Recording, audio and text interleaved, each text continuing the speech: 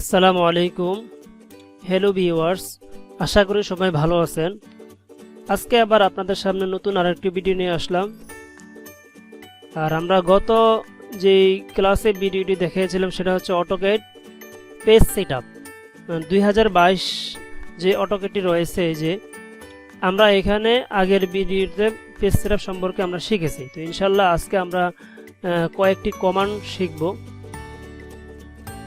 তো বন্ধুরা, আপনারা যারা এখন আমাদের চ্যানেলকে সাবস্ক্রাইব করেন অবশ্যই সাবস্ক্রাইব করে দিবেন, আর পাশে থাকা বেল আইকনটি অবশ্যই ক্লিক করে দিবেন। আর আমাদের এই ভিডিওটি কেমন লাগে অবশ্যই আপনাদের মতামত কমেন্টস করে জানাবেন, আর ভিডিওটি অবশ্যই সবার সাথে শেয়ার করবেন। তো চলুন আমরা মূল কাজে ফিরে যাই।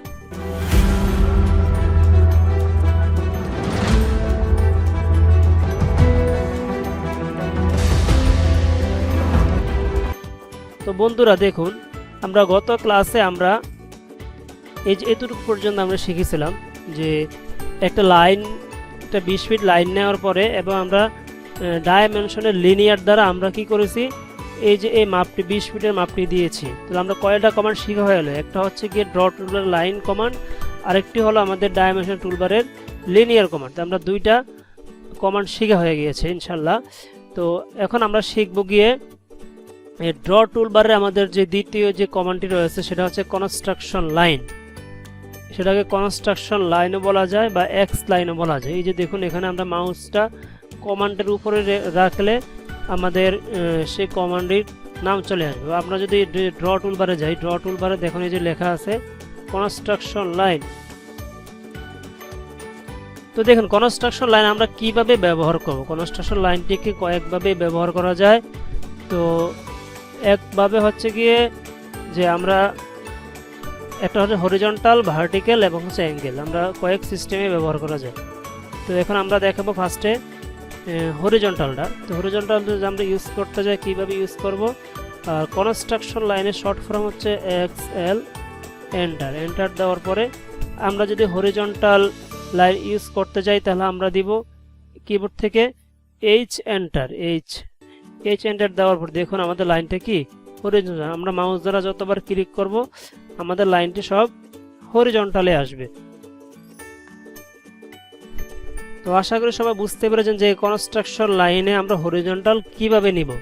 এখন দেখি, এখন আমরা এই কমান্ড থেকে বের হয়ে গেলাম, বের হয়ে এখন আমরা ভার্টিক্যাল কনস্ট্রাকশন লাইন নিব। আমরা আবার কিবোর্ড থেকে XL এন্টার, ভার্টিক্যালের জন্য আমরা দেব V এন্টার। এখন দেখুন আমরা মাউস দ্বারা ক্লিক করলে আমাদের সেই ভার্টিক্যাল লাইন হচ্ছে, ক্রিয়েট হচ্ছে।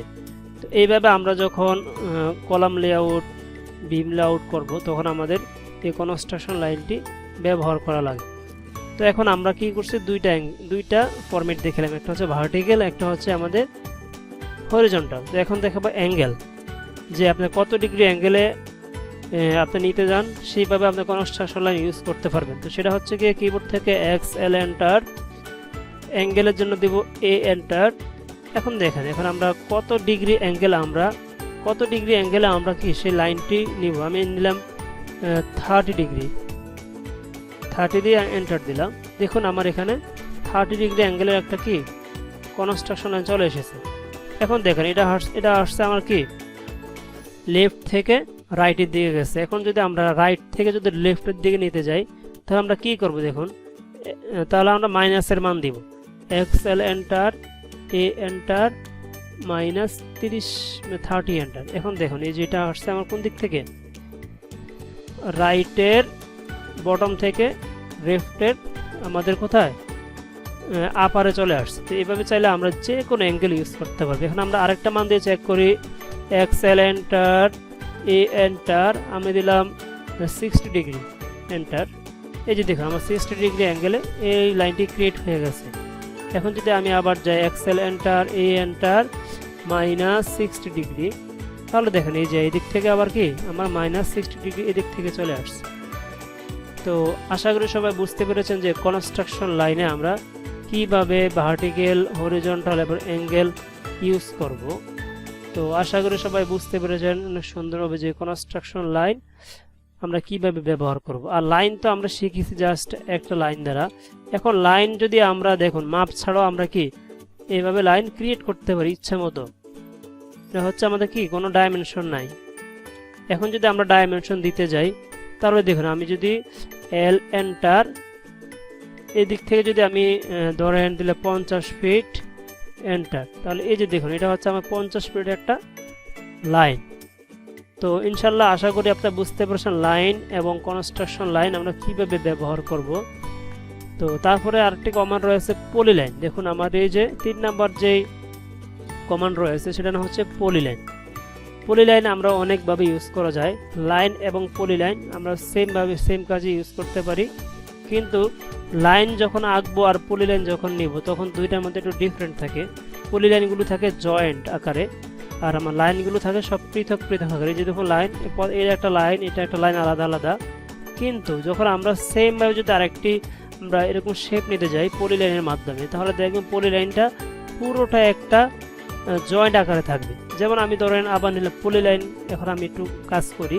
পলিলাইনের শর্ট ফর্ম হচ্ছে কিবোর্ড থেকে পিএল এন্টার, এন্টার দেওয়ার পরে দেখুন এরকম একটা শেপ আমি নিলাম, এইদিকে আনলাম, এইদিকে এইদিকে এইদিকে এভাবে এভাবে এভাবে এভাবে এভাবে জাস্ট এরকম একটা শেপ নিলাম আমি এখানে নিচে। এখন দেখুন এখানে যদি আমি যে কোনো একটা অবজেক্টের উপরে ক্লিক করলেই দেখুন পুরো অবজেক্টটা সিলেক্ট হয়ে যাচ্ছে, কিন্তু উপরে যে আমাদের লাইন দিয়ে যেটা আমরা করেছিলাম এখানে প্রত্যেকটা অবজেক্ট আমার কি আলাদা আলাদা রয়েছে। তাহলে বুঝতে পারছেন অবশ্যই যে পলিলাইন এবং লাইনের মধ্যে একটা পার্থক্য। পলিলাইন হচ্ছে গিয়ে প্রত্যেকটা অবজেক্ট আমাদের থাকবে জয়েন্ট আকারে আর লাইনগুলো থাকবে আমাদের পৃথক আকারে। তো বন্ধুরা আশা করি আমরা এরকম ছোট ছোট ভিডিও করে আপনাদের সামনে নিয়ে আসব। তো যারা এই ভিডিওটি শেষ পর্যন্ত দেখেছেন অবশ্যই ভিডিওটি শেয়ার করে দিবেন। আর আমরা এরকম ছোট ছোট ভিডিও করে আপনাদের সামনে নিয়ে আসবো যেন আপনারা অল্প অল্প করে ভালো কিছু শিখতে পারেন। তো অবশ্যই আমাদের চ্যানেলকে যারা এখনও সাবস্ক্রাইব করেননি অবশ্যই সাবস্ক্রাইব করে দিবেন আর পাশে থাকা বেল আইকনটি ক্লিক করে দিবেন। আর যারা আগের ভিডিওটি দেখেননি যে পেজ সেটআপ কিভাবে দিতে হয় সেই ভিডিওটি দেখতে চাইলে আপনারা উপরে যে আই বাটন রয়েছে সেখান থেকেও দেখতে পারবেন, বা আমাদের ইউটিউব চ্যানেলে আপনারা ওপেন করার পর আমাদের চ্যানেলে গিয়ে সেখানে আপনারা চাইলে ভিডিওটি দেখতে পারবেন। তো এই পর্যন্ত সবাই ভালো থাকবেন। আসসালামু আলাইকুম ওয়া রাহমাতুল্লাহি ওয়া বারাকাতুহু।